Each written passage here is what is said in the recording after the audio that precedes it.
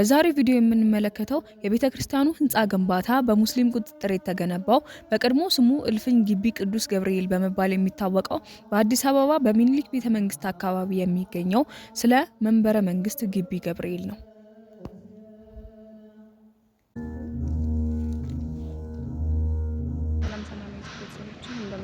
ዛሬ የሚገኘው መንበረ ግቢ ገብርኤል ቤተክርስቲያን ነው። በዛሬው ቪዲዮ ስለ መንበረ ግቢ ገብርኤል ቤተክርስቲያን ታሪክና አሁን ደግሞ በምን አይነት ሁኔታ ላይ እንዳለ እንመለከታለን። አሁን ላይ እንግዲህ በእድሳት ላይ ነው ያለው።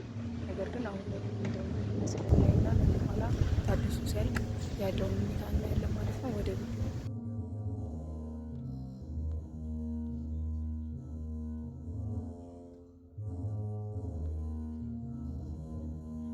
እንግዲህ ይህ የቅዱስ ገብርኤል ጽላት ማለት ነው የመጣው ከቡልጋ አቡነ ቆስጦስ ቤተክርስቲያን ነው በ1888 ዓ.ም ማለት ነው። ከዚያ መጥቶ ወደ ሚጫ ሄዶ እዛ ተቀምጦ ነበረ። ከዛም በኋላ ግን አጼ ዳግማዊ አጼ ሚኒሊክ ማለት ነው የቅዱስ ገብርኤልን ቤተክርስቲያን ማሰራት ሲፈልጉ ነበረ በጣም እና የቅዱስ ገብርኤል ጽላት በሚጫ እንዳለ ሲያውቁ ከዛ አስመጥተው ታካ ነገስት ባታ ለማርያም ጸሎት ቤት ኪዳነ ምሕረት አስቀምጠው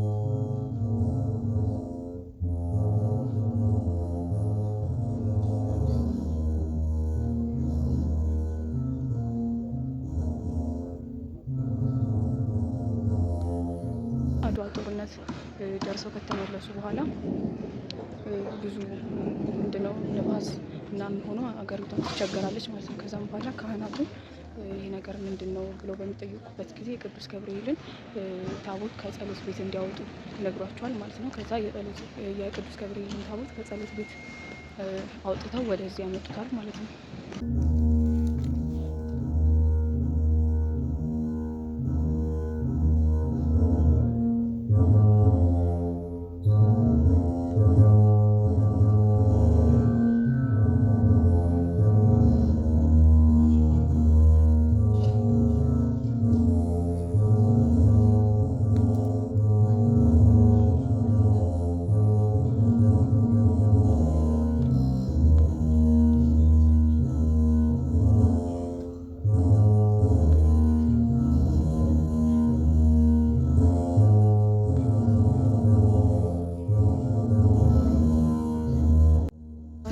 ከዛ ወጥቶ ወደዚህ በመምጣቱ እልፍኝ ግቢ ቅዱስ ገብርኤል በመባል ይታወቅ ነበረ ማለት ነው።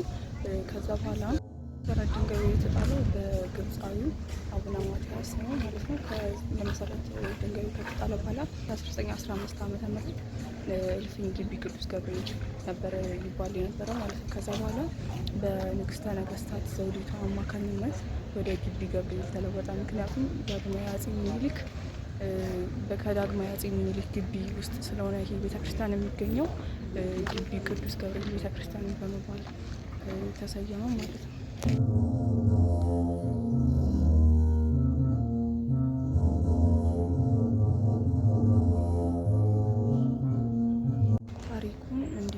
ታሪኩን እንዲህ ብለን ካየን አሁን ደግሞ ግቢውን ዞር እያለን እንመልከት። አሁን እንግዲህ የፍልሰታ ጾም ነው። ብዙ ሰዎች ሱባኤ ላይ ናቸው ያሉትን አሳያቸዋለሁ በሚቀጥለው ዙር አንድ ስዞረው ማለት ነው። እንግዲህ የቤተ ክርስቲያን የሚገኘው 4 ኪሎ ከቤተ መንግስት አጠገብ ነው። ከዛ አጠገብ ደግሞ እንደምናውቀው ታካ ነገስት ባታ ለማርያም ቤተክርስቲያን ያለች። በቀጣይ ቪዲዮ ደግሞ ስለ ታካ ነገስት ባታ ለማርያም ቤተክርስቲያን ነው እንሰራላችሁ ማለት ነው።